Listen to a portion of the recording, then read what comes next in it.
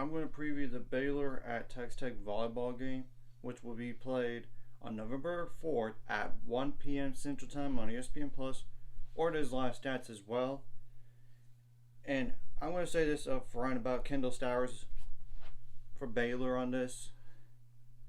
She has she's dealing with concussion symptoms, and you have to be clear for 4 straight days without any symptoms. So I don't know if she's going to play or not, whether in this match or even the Oklahoma match, which I have already said about that. So I'm just going to be brutally honest about it. Now we know what it is for sure. It's a head injury and it's a concussion, and she missed part of the season already because of that. And now she's not been available since the Kansas State for the last 2 weeks. So yeah, I'm just gonna be honest about that, and now I'm gonna go over what Texas Tech could do as a team and what they have done this year so far. And so far on the year, they are 8-15, and they're well rested because they haven't played since October 25th, and they only have won one conference game, 1-10 on the season 8. In the conference, and 8-15 overall. But that one win was against a ranked Kansas team, and it was even at home. But they have played 3 sets of 2 matches that were losses in the conference, so they could have been easily 3-8 right now. So I'm just being honest, and I'm gonna put the stats in description below so y'all can see it. And now I'm going to go over what are some players to keep an eye on this match right here.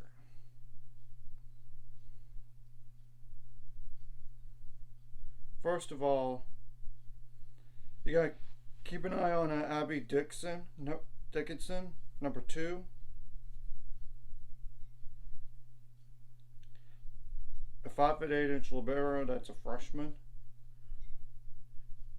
No kills on 5 attempts with 1 attacking error, 14 assists, 15 service aces, 18 service errors, 26 receiving errors, 185 digs. That's it. Now, Kaylin Dugan, number 3, 6'1" outside hitter. That's a grad senior. 264 kills, which is the most on the team. 787 attempts, 105 attacking errors, 4 assists, 1 service ace, 11 service errors, 5 receiving errors, 63 digs. 55 blocks, 8 of those are solo, and 4 blocking errors. Obviously, Bryn Williams, number 4, is the next player to keep an eye on here. 5'10" outside hitter, that's a sophomore. 248 kills on 808 attempts, which is the most on the team on attempts, and 150 errors, which is the most on the team on the errors as well.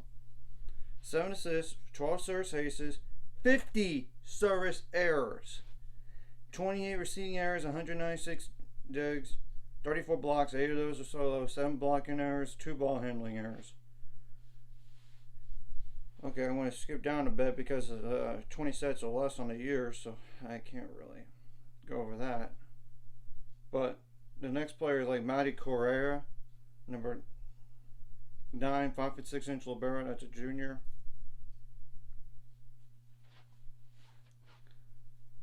No kills on 3 attempts, 82 assists on the year, 10 service aces, 25 service errors, 15 receiving errors, 310 digs, which is the most on the team.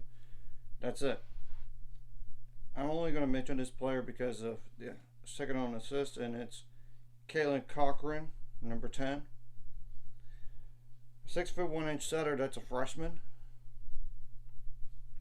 11 kills on 26 attempts, 2 attacking errors, 202 assists, 7 service aces, 7 service errors, 57 digs, 14 blocks, 1 of those is solo, 10 ball handling errors on the year. So, next player to keep an eye on is like Courtney O'Brien, number 12. 5'11" libero, that's a freshman.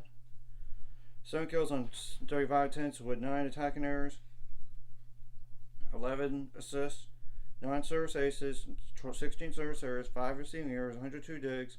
That's it. Now the next player to keep an eye on is like Reese Rhodes, number 16.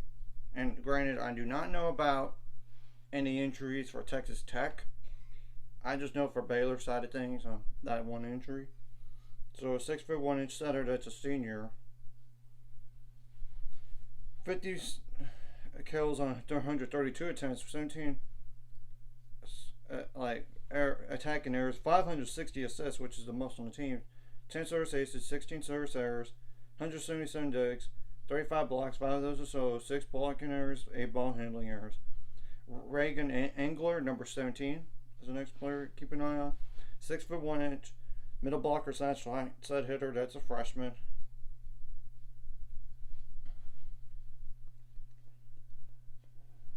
(126 kills on 341 attempts, 43 attacking errors, 5 assists, 2 service errors, 11 digs, 64 blocks, 4 of those are solo, 6 blocking errors. And by the way, Reese Rhodes does have 8 ball handling errors, if I did not mention that already. So I apologize if I repeated that, but I just want to make sure. Kate Hansen, number 19, is the next player to keep an eye on. 6'3" middle blocker, that's a freshman.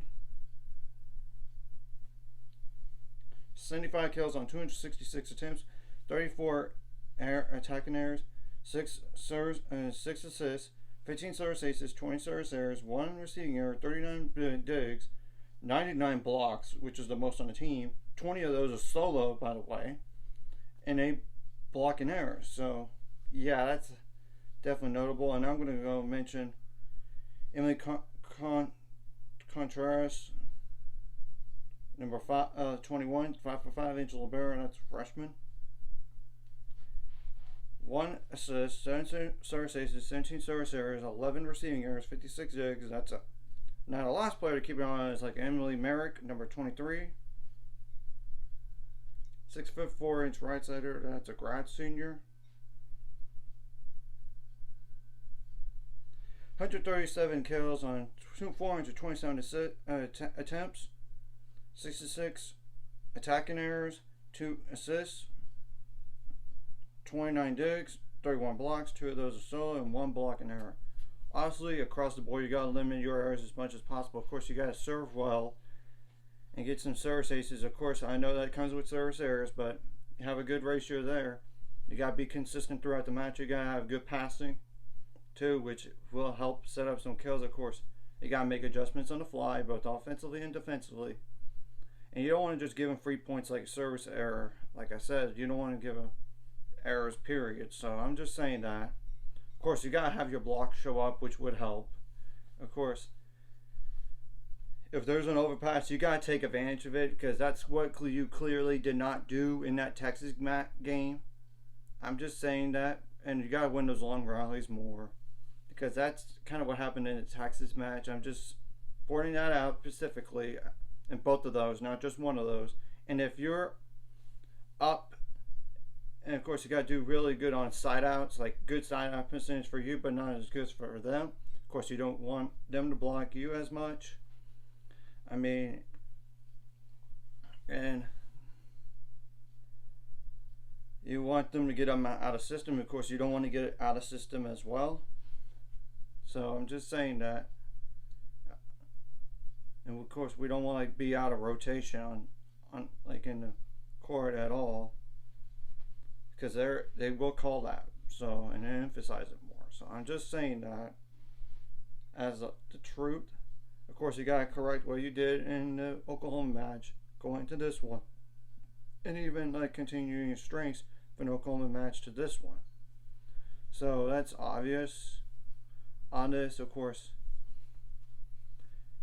you need to be more consistent as a team, and of course, if you don't have Kendall Stowers, you gotta have other players step up, like Elise McGee, Riley Simpson, Manuela Bimbimbe, Ali Check. That's just naming some examples right there. Even Alicia Andrews, Ali Andrews. by the way. So yeah, I'm just. Of course, you gotta kind of like. I know we're playing that freshman some in case we don't have that just for serving. It's like Tihani Ulu Fatu from California. She's like a service player. Like she's more like does serves and that, and of course she defends on those points too. I'm just saying, that for example.